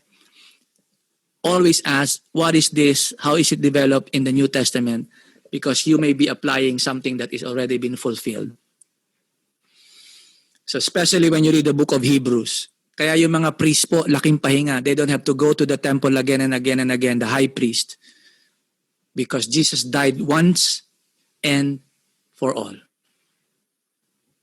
So ang maraming nalugi doon, yung mga businessman sa temple, na wala na yung mga money changers, yung mga dove sellers, yung mga sila ang nalugi. The destruction of the temple, that's why they hated Jesus so much, because sira yung kanilang business. Okay, God's revelation of Himself is progressive as you read through the Bible, but His character is unchanging. So I would like to end here. There are two more that we will continue in our next meeting. Well, let's break into groups. I want you to address something, talk about it. Was Paul teaching in 1 Timothy chapter 2, 11 to 12, that women are not to be pastors and teachers in the church? It says, women, sabi ni Paul, should learn quietly and submissively. I do not let women teach men or have authority over them. Let them listen quietly. Let's discuss this, mga kapatid, in 10 minutes, Jai, and then we come to close.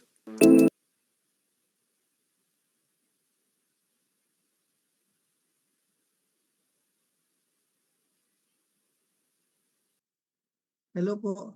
Okay, so gusto niyo pong pag-discuss niyo, pero ang alam ko po ito ang actual na discussion Pastor Bush dito is for next round na sa session 4 na po natin next week. Pero pwede naman tayo mag-ano ngayon kung gusto niyo para next week na lang tayo, diretso na tayo do sa explanation ni Pastor Butch. Meron po bang gustong mag-share?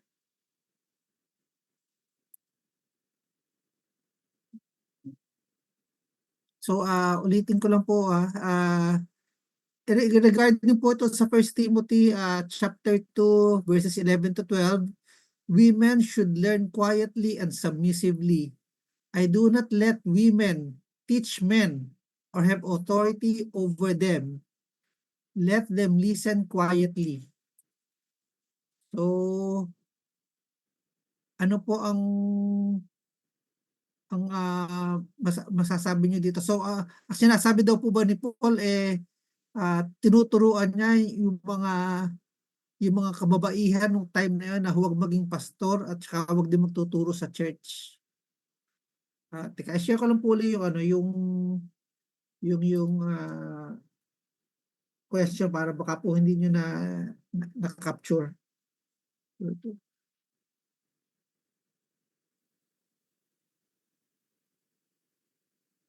Yan po yung natin, question natin exactly. Meron bang gusto mag-share? May naririnig po akong meron po ba?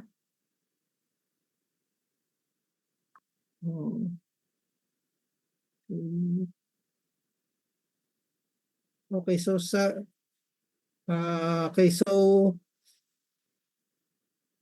ang sabi po may nagsabi po iba daw ang culture dati.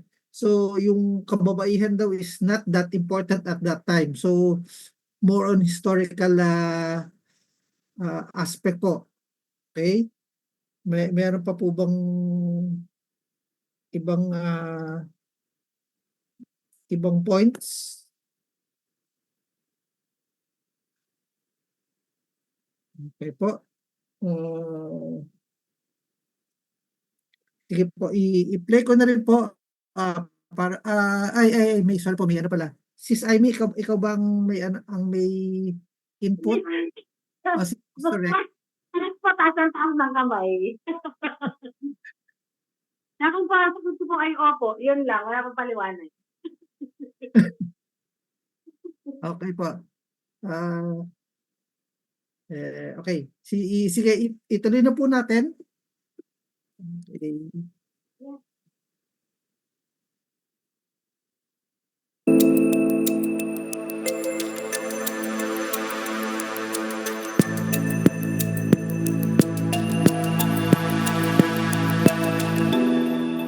I hope that you had an enjoyable and meaningful conversation. Although it's a hard conversation, I'm sure. It's a very hard conversation, but I have a bad news for you because it's late now, so that's your homework. I want you to do some more research. I will answer that next meeting, okay? But in the meantime, I want you to do your own research and study, applying what we have covered in historical principles. And I will try to explain it, so don't miss it next week. Always remember, a passage means what the author intended it to mean. Was Paul intended it to be like wala nang talagang generally was really against women teacher and pastor? Or why was he saying something like women be quiet and be silent in the church? What was going on in Ephesus? In 1 Timothy, you will understand that Timothy was pastoring a church in Ephesus. What was going on there? Again, applying the historical setting, what made Paul write that? So, what was going on? So you have to dig deeper and understand, then you will be able to understand and explain. So I will explain that as we dig deeper next week. But again, that proves the point that we are studying. Always remember, the keynote or the point is the author's intended original meaning. So a writer's intended meaning is the right meaning. Let us not inject our own biases and prejudices or our own denominational biases. Ay, sa aming pastor, so before you even inject those things, or before dumating yung ating mga biases and whatever, ang kinalakihan natin, always ask the question, parehas ba tayo ng understanding ni Paul? Because a text cannot mean what it never meant. So correlate it. What about, did he say that in 1 Timothy? So what about in other letters of Paul? Did he also stop the lady preachers, or was no other disciples who are teachers and pastors who are women? So what about in other letters of Paul? Was he consistent? So understand what Paul was trying to say, because a text cannot mean what it never meant. So mga kapatid, sorry po, we have to close it here. And as much as I want to continue, I would respect your time and your space. So next week, next meeting, we will answer and cover the last two historical principles in the scripture. So God bless, and thank you very much for attending our session for tonight. Okay po. May nakita lang po akong nag-raise po ng hand, Pastor Dexter po. May share po kayo? Ay, yun po. Siguro po yun sa akin po, naririnig po, audible po ako. Opo. Yes po. Yung tanong po kasi na, di ba po yung about sa pastor sa babae po ba? Tama po, no? Siguro po for me po, based po sa nabasa ko, even the research ko po dyan, about the concern po kasi dyan ni Paul is, actually po, di ba, when it comes to pastoral, may mga function naman po ang mga pastors eh. Di ba, may mga kanya-kanyang function yan. So, for me po, para po sa akin sorry po medyo inunguyalan po ako. Parang ang nakita ko po kasi diyan, gaya ng sinabi nga kanina may isa po ako nakita nagbasa sa chat. Tama naman po 'yun, bali yung cultures kasi wala pong formal na study during that time. Pero po kasi kung ngayon po natin i-allow na kung bawal magkaroon ng kung ako po stand ko talaga, mas better talaga na talaga po talaga dapat talaga lalaki dahil head of the family naman talaga eh. Pero kasi po may mga function ng pastors eh. At the same time po kasi sa panahon kasi natin ngayon, marami po tayo ngayon na marami pong mga, even ngayon nga lang pong taon na to, maraming mga top notcher when it comes to ang mga babae.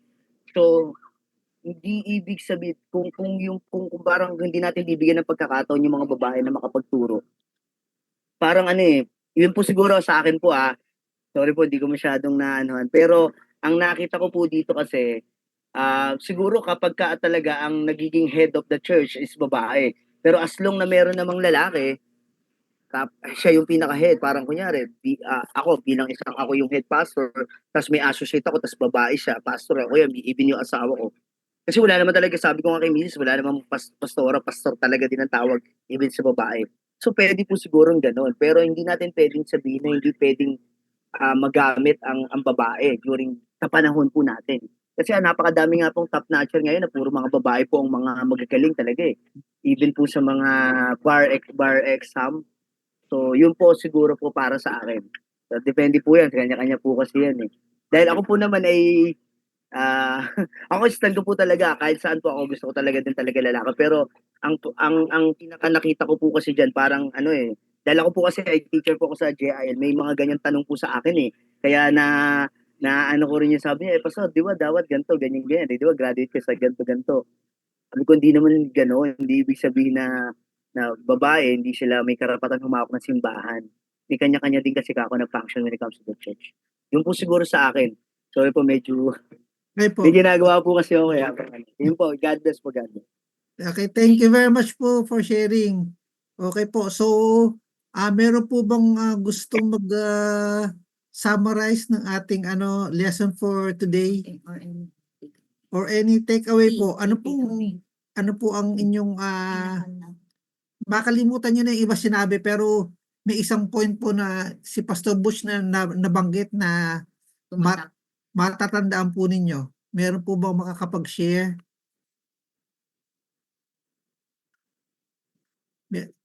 Meron po ba sa atin na ano yung sa palagay nyo, okay. Sa lahat ng nasabi ni Pastor Butch, medyo nakalimutan ko iba pero ito hindi ko makakalimutan. Meron po bang gustong mag-share? Ako po, Pastor. Nasaan po? Ay, Sis Estelita po. Opo. Ang takeaway ko po, hindi ko makakalimutan na pagka po nagbabasa tayo ng Bible, huwag po tayong mag-depend sa isang line. Kailangan po yung context ang ating basahin. Kasi yun po na-reveal sa akin na kasi nga po minsan nagko-quote tayo ng isang line. So may iba yung interpretation pero pag binasa mo yung context, buong context, doon mo talaga po mauunawaan. Yun po, yun lang po. Thank you very much po. Ay, Pastora, i-check ko lang pala po, ano po church po kayo? Hindi ko po nailista. Ay sa JIL po. JIL po. Magkakasama po kayo nina Maricel at saka ni may mga JIL, si Pastor Floyd po. Pastor Floyd po, tsaka Pastor Floyd. Okay po. Thank you very much po. Yeah, so kagaya po ng nasabi ni Pastor Estrita, so kaya kung medyo doubtful ka doon sa ibig sabihin ng verse na nakita mo, akit ka ng konti, punta ka sa chapter level. Kung medyo magulo pa rin, baka kailangan mo nang sumunod sa previous chapter. Hopefully naman po hindi kayo makarating sa book level na pero the idea po is there. Kung lalo na po kung nasabi ni Pastor Bush dati, pag ang verse start, therefore I something, ibig sabihin, kinukonclude na niya. So, kung medyo hindi po kayo nalilinawan kung ano ibig sabihin niya kung kanya kinukonclude na therefore niya, basahin niyo po yung previous verses, nandoon yung context ng kanyang sinasabi. Ay, mag-cross-reference. Or cross-reference po, if you are familiar po kung yung sabi ni Pastor Bush nga na yung context ng New Testament is sometimes nando sa Old Testament. So, you will have to do the cross-referencing po. Okay. Thank you very much po, Pastor Estelita. Meron pa? Meron pa po ba? Baka meron. Ano pa po yung wala po kayo natutunan today? Si Esther, si Pastora lang po meron. Ano po, hindi po necessarily yung on the lesson, but yung idea Yung po. mismo pong yung personal level po, kung ano po yung talagang yun pala yun, ganun pala yun. Yung mga Kasi po like kaming mag-asawa rin, So, nung nag-attend po kami nitong BPI, ang dami naming realization. Minsan pinagtatawanan namin yung mga sarili namin sa mga maling paniniwala namin noon. So, gusto rin po sana namin marinig sa inyo kung ano po yung mga, like, yung particular lesson natin today, not, or kahit na lesson, but sabi ni Pastor Butch, na kung meron po ba kayong hindi makakalimutan or naging lesson talaga sa inyo mismo. Sige po, huwag po kayong mahiya.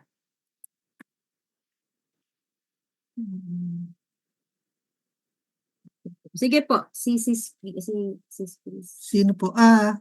Pastora Chris po ba? Oo. Okay po. Opo. Ang nagrema po sa akin, yung mahalaga po talaga na mabasahin po natin ang Old Testament. Kasi kagaya po ng sinabi ni Pastor Boots po, na may mga binabanggit po kasi na verses sa New Testament patungkol po sa Old Testament na kung hindi po natin nabasa ang background ng Old Testament, magtatanong tayo, sino yun? Sino yung si David? Sino yung yung ganun po? So mahalaga po at talaga naman po napakaganda naman po kasi na basahin din po talaga ang Old Testament. At yung progressive nga po dun sa at siya yung correlation ng Old Testament tsaka ng New Testament po. Na napakaganda at doon mo mauunawaan. At ang isa pa po yung talagang patungkol po talaga sa resurrection ng Panginoong Hesus. Yun po yung talagang totality ng lahat ng iyon. Yun po yung nagrema sa akin po. Na napakaganda po. Habang nagtuturo si Pastor Boots ay talagang na-amaze ako sa salita ng Diyos. Na mahalaga po talaga na inaaral po natin. Yun lang po. Oh, thank you very much po, Sir Chris. Okay. Meron pa? Meron pa po ba? Anyone else po? Huwag po kayong mahihiya. Para lang po tayong dito nag-aaral pare-pareho. Okay. Teka, meron po ba?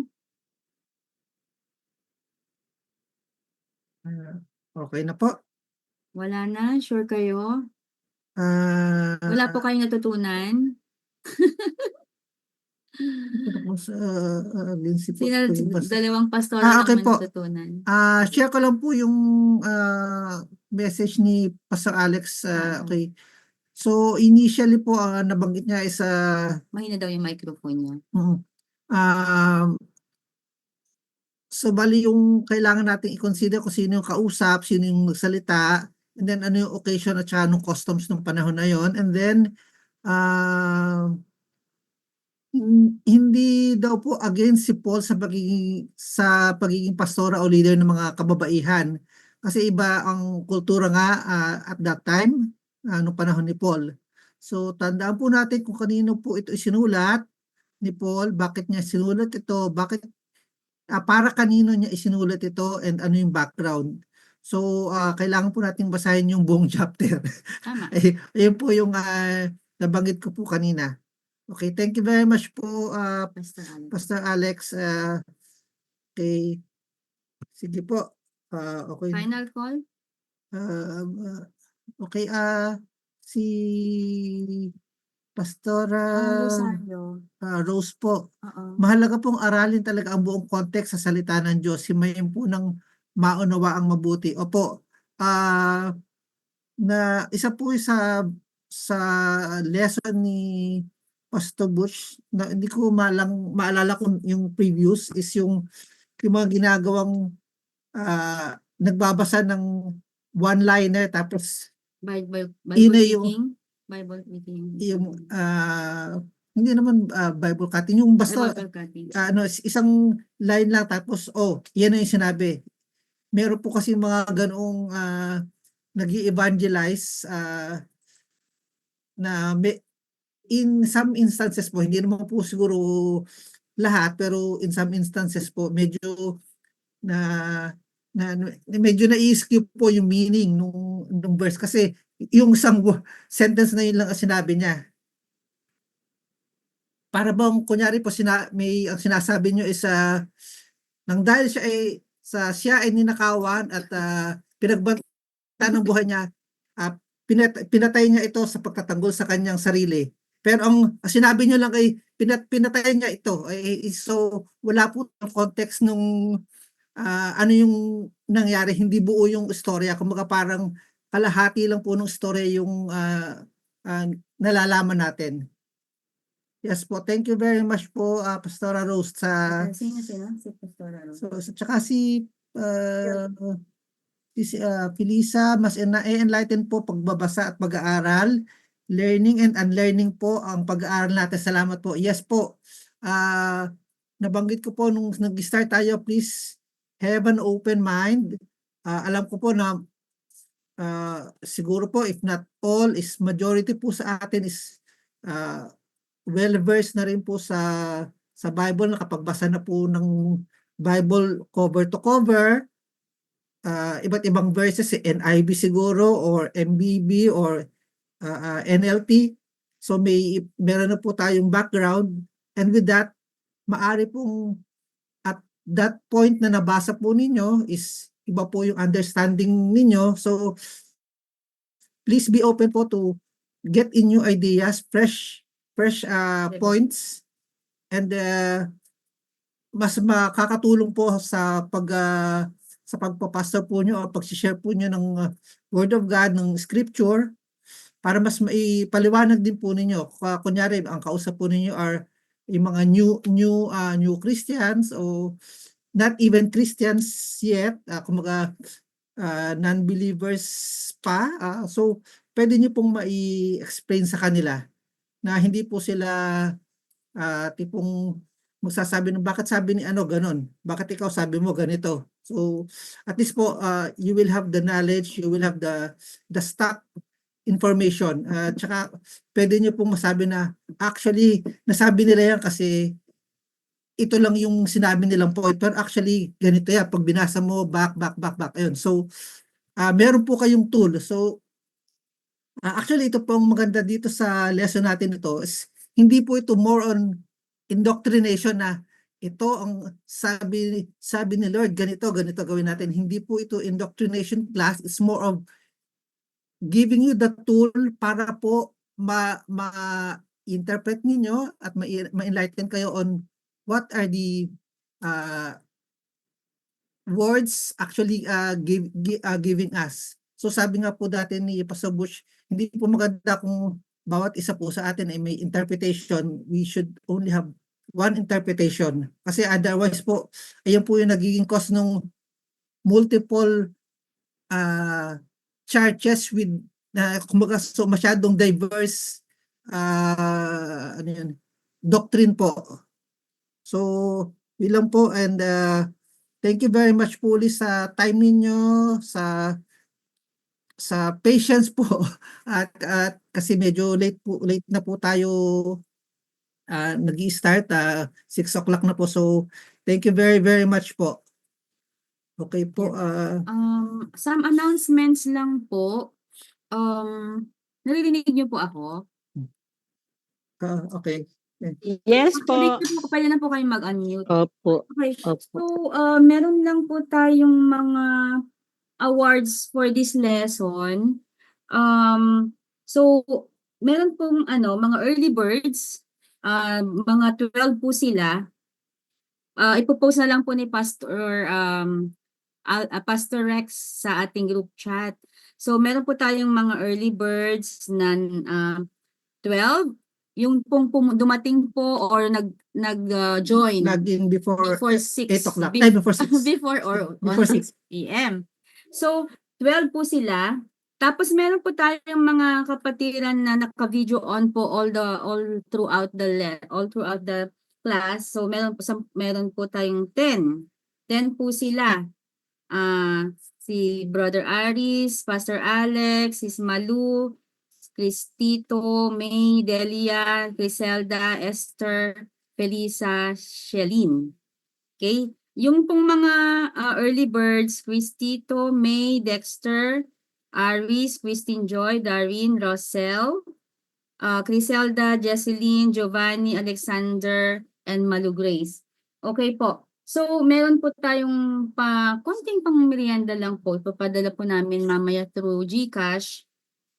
And then, meron din po tayong awards for the most participative student. So, yung mga most participative student, meron po silang additional na matatanggap po. So, si Pastor Alex, andyan pa po kayo, no? Si Pastora Chris, Pastor Floyd, Sis Delia, Dexter, Pastora Estelita, Pastora Rose, and si Pastora or Sis Felisa. So yun pong mga nag-share, yung mga ng insights, meron po tayong additional para sa kanila. So konti lang naman po, pero sana lang makatulong sa pang-load, kahit isang beses pang merienda. Padala na lang po namin later. Thank you. Thank you po. So, pasensya na po kaya po kanina pagka-login po nung iba busy po ako sa paglilista kasi tinitingnan ko po kung sino yung mga nag-login na humabol before 6 o'clock kanina. Okay. Thank you Okay. po. So, picture na po tayo. Baka pwede na pong paki-on Paki-on po. na po yung ating camera. Okay po. Parang ang taba ko. Okay. Okay. Ready na po ba?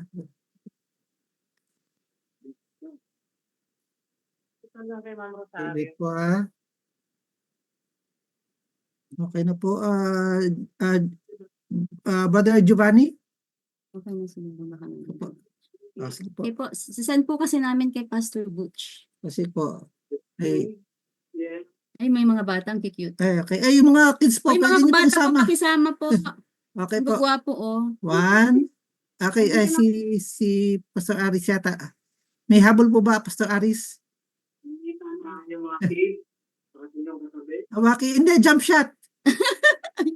Tawa naman. Okay. Habol ba? Okay, so, okay, 1. Smile. Sis Christine. Okay, 1, 2, 3. Okay. Teka lang Sandali lang po. Isa pang waki. Sandali lang po. Wait lang. Tingin ng selfie. Wait lang po nga. I-send ko lang kagad. Baka maano ko pa. Diyan ba? Oo. Okay. Isang waki.